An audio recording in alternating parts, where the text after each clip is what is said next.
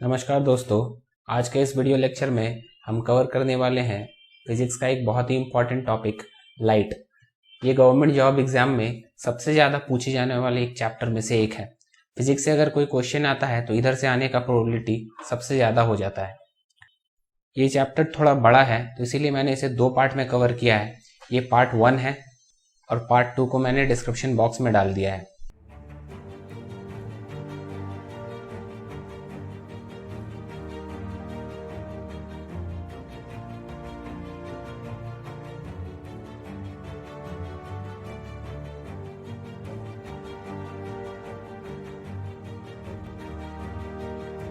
तो चलिए स्टार्ट करते हैं।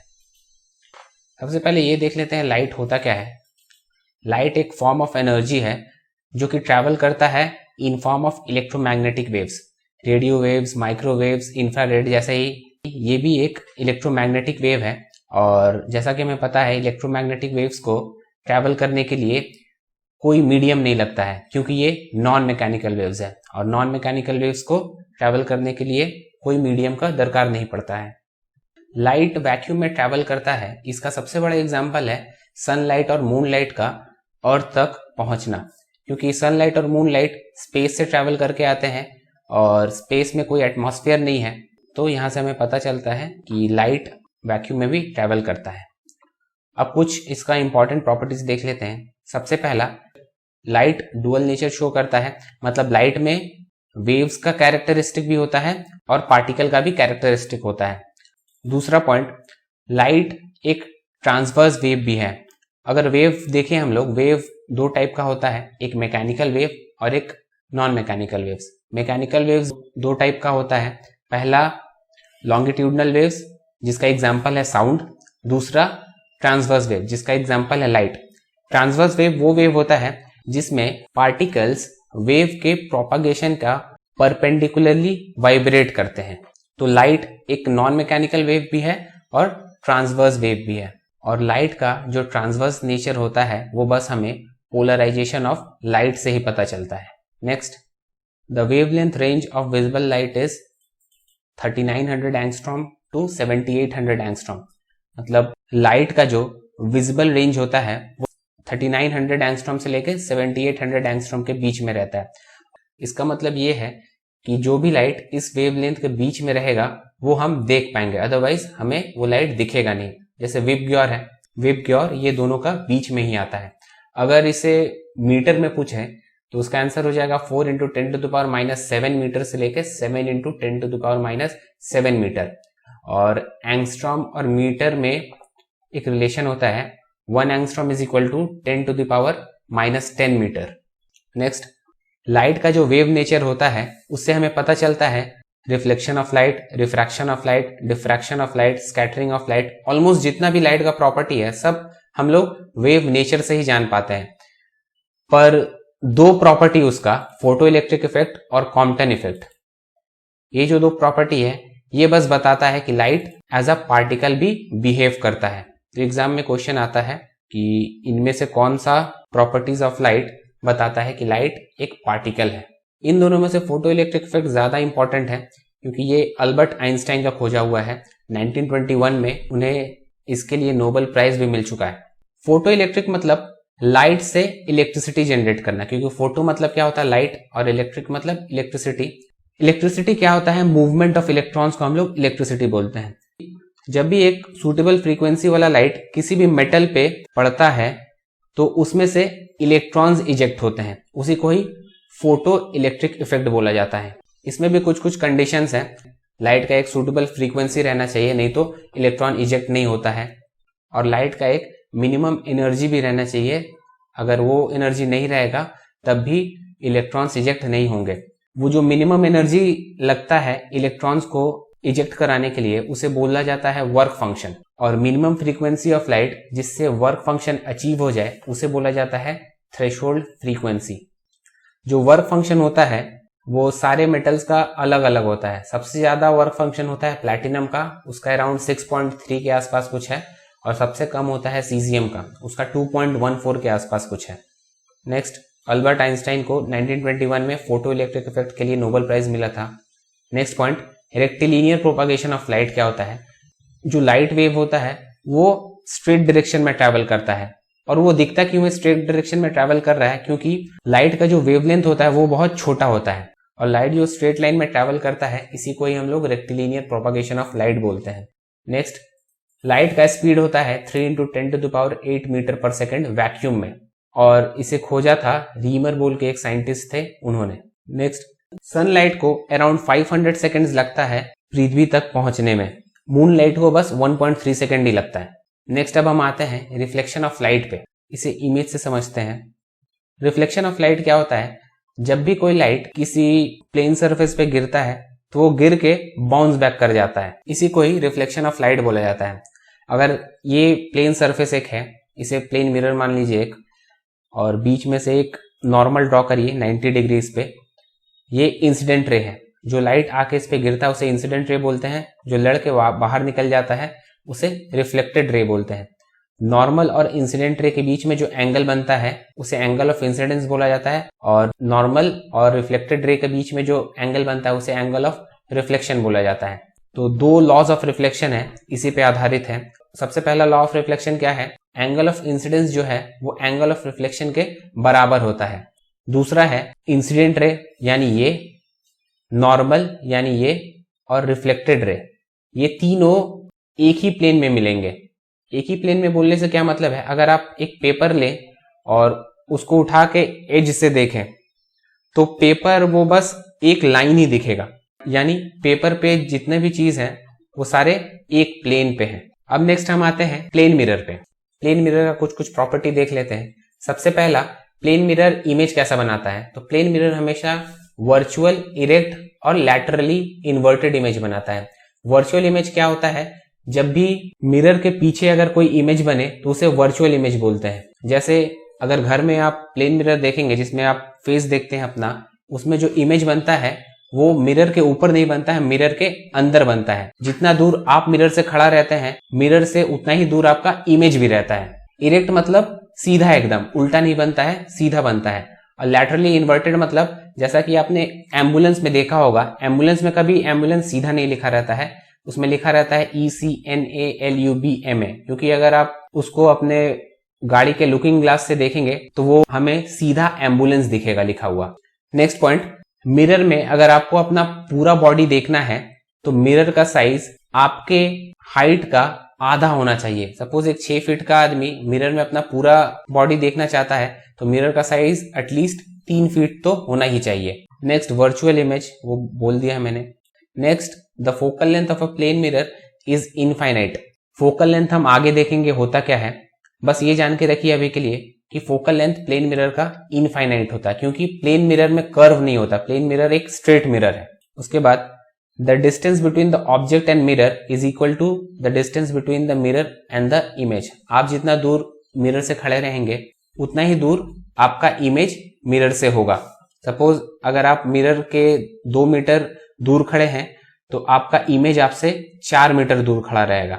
उसके बाद ये बोल रहा है अगर आप मिरर के पास v वेलोसिटी के साथ बढ़ेंगे तो आपका इमेज आपके पास 2v वेलोसिटी से बढ़ेगा, क्योंकि इसमें रिलेटिव वेलोसिटी काम करता है। आप भी आगे बढ़ रहे हैं, आपका इमेज भी आगे बढ़ रहा है, और दोनों ऑपोजिट डायरेक्शन में। तो ऑपोजिट डायरेक्शन में जब भी दो बॉडी मूव करते हैं तो उसका वेलोसिटी ऐड हो जाता है। नेक्स्ट, अगर दो प्लेन मिरर को एक एंगल में रख दिया जाए और उसके बीच में एक कोई ऑब्जेक्ट को रख दिया जाए तो पूछता है कितना नंबर ऑफ ऑब्जेक्ट्स बनेगा। इसका फॉर्मूला होता है 360/θ। इसमें 2 केस आता है। अगर 360/θ ऑड रहा तो इसका आंसर 360/θ ही हो जाएगा। अगर 360/θ इवन रहा तो इसमें से आपको 1 माइनस करना पड़ता है। मोस्ट ऑफ द केसेस में इवन ही रहता है। सपोज इधर थीटा का वैल्यू 60 डिग्री दे दिया जाए तो इसका 360/θ कितना होगा? 6 होगा। तो ये इवन रहा तो नंबर ऑफ इमेजेस फॉर्म्ड कितना हो जाएगा? 6 - 1 5। नेक्स्ट पॉइंट, ये भी बहुत इंपॉर्टेंट है। अगर दो प्लेन मिरर को एक एंगल में ना रख के पैरेलल रख दिया जाए तो कितना नंबर ऑफ इमेज फॉर्म होगा? तो इसमें infinite number of image form होगा, क्योंकि 360/θ क्या हो जाएगा? 360/0, और anything divided by 0 is infinite. अब हम आगे बढ़ते हैं स्फेरिकल मिरर्स पे। इसे स्फेरिकल मिरर क्यों बोला जाता है? क्योंकि इसका जो रिफ्लेक्टिंग पार्ट रहता है वो एक स्फीयर का पार्ट होता है। 2 टाइप का स्फेरिकल मिरर होता है। सबसे पहला तो कनकेव मिरर, दूसरा कॉन्वेक्स मिरर। अगर आप एक चम्मच को देखेंगे तो उसका जो मुड़ा हुआ पार्ट है जिससे हम लोग कुछ उठाते हैं, जैसे पानी हुआ, दवा हुआ, दूध हुआ, वो पार्ट अगर रिफ्लेक्टिंग पार्ट रहा तो वो कनकेव मिरर होगा, और उसका उल्टा वाला पार्ट अगर रिफ्लेक्टिंग पार्ट रहा तो वो कॉन्वेक्स मिरर होगा। इसे एक इमेज से देखते हैं हम लोग। ये देखिए, अगर ये पार्ट रिफ्लेक्टिंग पार्ट रहा तो ये कॉन्केव मिरर हो जाएगा। अगर इसका उल्टा वाला माने यानी ये पार्ट अगर रिफ्लेक्टिंग सरफेस रहा तो ये कॉन्वेक्स मिरर हो जाएगा। नेक्स्ट अब हम देखते हैं रेडियस ऑफ कर्वेचर क्या होता है, फोकल लेंथ क्या होता है, पोल क्या होता है, पर्चर क्या होता है। अगर स्ट्रक्चर को अगर हम लोग कंप्लीट करें तो ये एक स्पीयर बन जाएगा, और स्पीयर का एक सेंटर होता है तो उसे हम लोग सी बोलते हैं। इस केस में इसका नाम हो जाता है सेंटर ऑफ कर्वेचर। ये है पोल। पोल और सेंटर ऑफ कर्वेचर के बीच में होता है फोकस। पोल से लेके फोकस का जो दूरी होता है उसे फोकल लेंथ बोला जाता है। पोल से लेके सेंटर ऑफ कर्वेचर का जो दूरी होता है उसे रेडियस ऑफ कर्वेचर बोलते हैं। यानी फोकस क्या हो जाएगा, रेडियस ऑफ कर्वेचर का आधा। अगर रेडियस ऑफ कर्वेचर 4 मीटर हो रहा है तो उसका फोकल लेंथ कितना हो जाएगा, 2 मीटर। ये मिरर का जो डायमीटर होता है उसे अपर्चर ऑफ द मिरर बोला जाता है। जब भी एक रे ऑफ लाइट पैरेलल आके स्फेरिकल मिरर पर लड़ता है तो वो फोकस से होके पास होगा। हमेशा याद रखिएगा, जब भी पैरेलल कोई लाइट मिरर से रिफ्लेक्ट करे तो वो फोकस से पास होता है। नेक्स्ट अब हम पढ़ेंगे कनकेव मिरर का कुछ प्रॉपर्टीज। सबसे पहला, कनकेव मिरर से जो इमेज बनता है वो रियल भी हो सकता है और वर्चुअल भी हो सकता है। ये बस एक ही केस में वर्चुअल इमेज बनाता है, जब भी ऑब्जेक्ट फोकस और पोल के बीच में रखा जाए तो इसका जो इमेज बनेगा वो वर्चुअल बनेगा, यानी मिरर के पीछे, यहां कहीं बनेगा, मिरर के पीछे। कनकेव मिरर को कन्वर्जिंग मिरर्स भी बोलते हैं। क्यों? क्योंकि यहां देखिए, कनकेव मिरर में जब भी कोई रे ऑफ लाइट लड़ता है तो लड़ के कन्वर्ज हो रहा है, इसीलिए इसे कन्वर्जिंग मिरर बोलते हैं। अगर ये कॉन्वेक्स मिरर में आप देखें, लड़ के इधर से डाइवर्ज हो जा रहा है तो इसे हम लोग डाइवर्जिंग मिरर बोलेंगे। तो याद रखिएगा, कनकेव मिरर को कन्वर्जिंग मिरर बोला जाता है और कॉन्वेक्स मिरर को डाइवर्जिंग मिरर बोला जाता है। नेक्स्ट इसका यूजेस। कनकेव मिरर का यूजेस टॉर्च में होता है, सोलर फर्नेस में होता है, गाड़ी के हेडलाइट्स में होता है, शेविंग मिरर में होता है। जब भी कोई चीज को बड़ा करके अगर देखना हो तो याद रखिएगा कनकेव मिरर का यूज करते हैं। जैसे शेविंग के टाइम में हमें फेस का थोड़ा बड़ा इमेज चाहिए रहता है, इसीलिए हम लोग उसमें कनकेव मिरर का यूज करते हैं। कनकेव मिरर का यूज डेंटिस्ट लोग भी करते हैं, पेशेंट का दांत का थोड़ा बड़ा इमेज देखने के लिए। नेक्स्ट हम आते हैं कॉन्वेक्स मिरर का यूजेस में। कॉन्वेक्स मिरर को हम लोग डाइवर्जिंग मिरर भी बोलते हैं, अभी देखा हमने। नेक्स्ट, कॉन्वेक्स मिरर का जो भी इमेज बनता है वो हमेशा वर्चुअल और इरेक्ट बनता है, मतलब इसका जो इमेज रहेगा वो मिरर के पीछे बनेगा। इसका यूज सबसे ज्यादा होता है व्हीकल्स के लुकिंग ग्लास में। अगर आप बाइक चलाते हैं तो पीछे से कोई गाड़ी आ रहा है वो देखने के लिए जो मिरर हम लोग यूज करते हैं, छोटा वाला, वो कॉन्वेक्स मिरर रहता है। उसमें छोटा सा जगह में बहुत सारा इमेज फिट हो सकता है, क्योंकि छोटा सा स्पेस में बहुत चीज वो दिखा सकता है, इसीलिए कॉन्वेक्स मिरर का हम लोग यूज करते हैं, क्योंकि जितना ज्यादा गाड़ी देख पाएंगे उतना अच्छा है हम लोगों के लिए। ये सोडियम रिफ्लेक्टर लैंप्स में भी यूज होता है। सबसे ज्यादा एग्जाम में पूछा जाता है व्हीकल्स का जो रियर व्यू मिरर होता है उसमें कौन सा मिरर लगता है।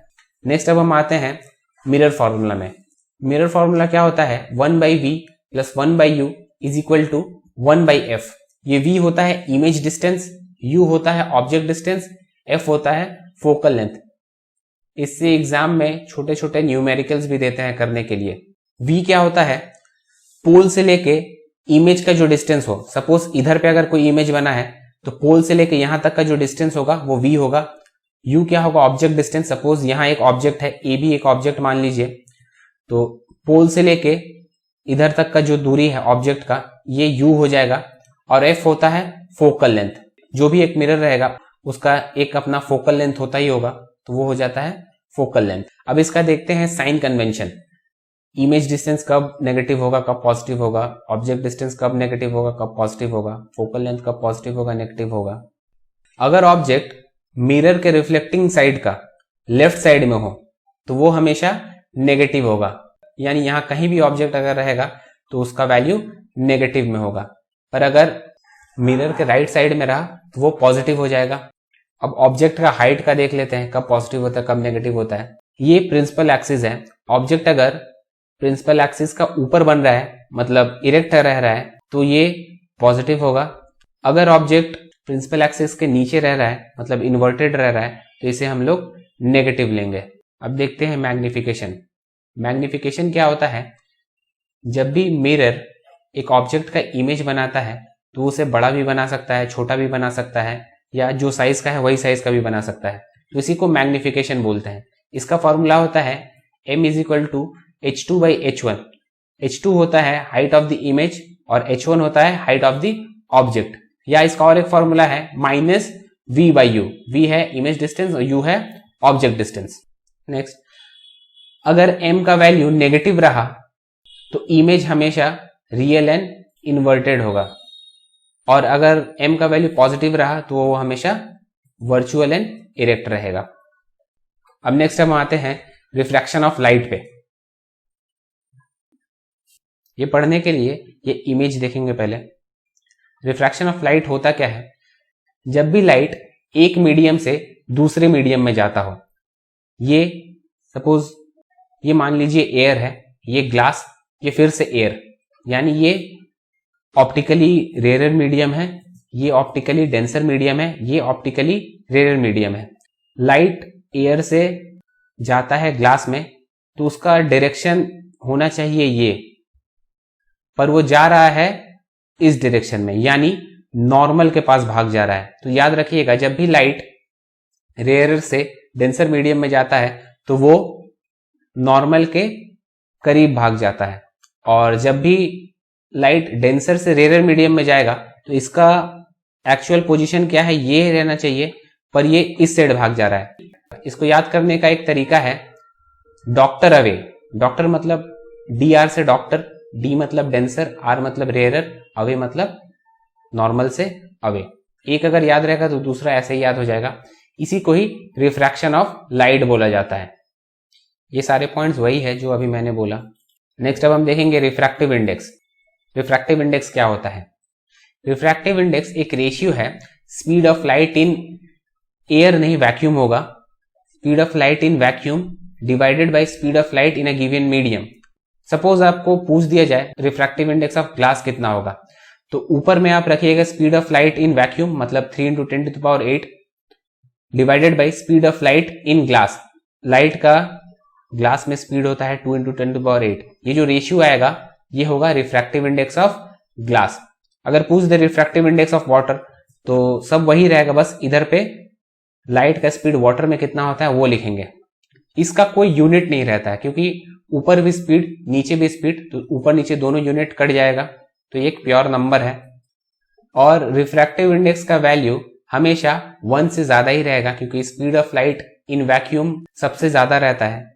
नेक्स्ट बहुत इंपॉर्टेंट पॉइंट, जब भी एक ray of light medium change करता है तो उसका वेवलेंथ और वेलोसिटी चेंज हो जाता है, पर उसका फ्रीक्वेंसी और फेज कभी चेंज नहीं होता है। तो एग्जाम में क्वेश्चन पूछता है, जब भी एक ray of light medium change करता है तो उसका क्या चेंज नहीं होता है, तो याद रखिएगा एग्जाम में ज्यादातर फ्रीक्वेंसी दिया रहता है ऑप्शन में। नेक्स्ट अब हम आते हैं लॉज ऑफ रिफ्रैक्शन में। इसका 2 लॉ होता है, the incident ray, the refracted रे और नॉर्मल, तीनों सेम प्लेन पे ही रहते हैं। दूसरा sin i by sin r is constant. इसको इमेज से समझने में ज्यादा आसानी होगा। सपोज एक लाइट इंसिडेंट हो रहा है ग्लास पे, इधर से ये ग्लास में एंटर कर रहा है, तो ये जो रे है इसे इंसिडेंट रे बोलेंगे, और ये जो नॉर्मल के साथ एंगल बना रहा है इसे एंगल ऑफ इंसिडेंस बोला जाएगा। इधर पे आके ये बेंड हो जाएगा नॉर्मल की तरफ, तो नॉर्मल के साथ और ये जो रे है इस रे को रिफ्रैक्टेड रे बोला जाता है। रिफ्रैक्टेड रे और नॉर्मल जो एंगल बनाएगा उसे बोलते हैं हम लोग एंगल ऑफ रिफ्रैक्शन। तो ये इंसिडेंट रे, नॉर्मल और ये एंगल ऑफ रिफ्रैक्शन, ये तीनों सेम प्लेन में लाई करते हैं। दूसरा लॉ क्या था, sin i by sin r is constant. मतलब साइन का ये जो वैल्यू होगा, i का कुछ भी वैल्यू, सपोज अगर ये 60 डिग्री पे बना रहा है इधर पे एंगल, ये 45 डिग्री पे बना रहा है, तो sin 60 by sin 45 हमेशा कांस्टेंट रहेगा। एंगल ऑफ इंसिडेंट जो भी रहे, sin i by sin r हमेशा कांस्टेंट रहेगा, पर बस एयर और ग्लास के लिए। अगर हम मीडियम ये बदल दे रहे हैं, अगर ग्लास की जगह वाटर ला दे रहे हैं तो sin i by sin r दूसरा हो जाएगा। और ये जो sin i by sin r होता है इसी को ही स्नेल्स लॉ भी बोला जाता है। एग्जाम में पूछता है स्नेल्स लॉ क्या होता है, तो ऑप्शन में याद रखिएगा ये दिया रहता है sin i by sin r। Next, अब रिफ्रैक्शन का कुछ एप्लीकेशन पढ़ लेते हैं। सबसे पहला, नींबू को जब हम लोग पानी में रखते हैं तो वो अपना एक्चुअल साइज से ज्यादा बड़ा दिखता है, क्यों? Due to refraction of light. Stars twinkle क्यों करते हैं? वो भी due to refraction of light. अगर आप टैंक के बॉटम में देखेंगे या बकेट के ही बॉटम में देखें या लेक में देखें या तालाब या पॉन्ड में देखें तो उसका जो एक्चुअल डेप्थ होता है उससे कम डेप्थ नजर आता है हम लोग को, क्यों? Due to refraction of light. Sunset के टाइम और सनराइज के टाइम सन का जो शेप रहता है वो ओवल दिखता है हम लोगों को, क्यों? Due to refraction of light. Last, हमें जो सनराइज दिखता है वो एक्चुअल सनराइज के 2 मिनट पहले ही दिख जाता है और सनसेट के 2 मिनट बाद तक भी हम लोग को सनलाइट मिलता है। ये जो 4 मिनट का प्रॉफिट हो रहा है वो भी क्यों होता है? Due to refraction of light. तो इन सारे एप्लीकेशन को याद कर लीजिएगा, एग्जाम में पूछ देता है जैसे ट्विंकलिंग ऑफ स्टार क्यों होता है? ड्यू टू रिफ्लेक्शन की, ड्यू टू रिफ्रैक्शन की, टोटल इंटरनल रिफ्लेक्शन या डिस्पर्जन ऑफ लाइट। तो याद रहेगा तो आप कर पाएंगे। तो चलिए पहला पार्ट यहीं समाप्त करते हैं, मिलते हैं वीडियो के दूसरे पार्ट में। तब तक के लिए good day and thanks for watching.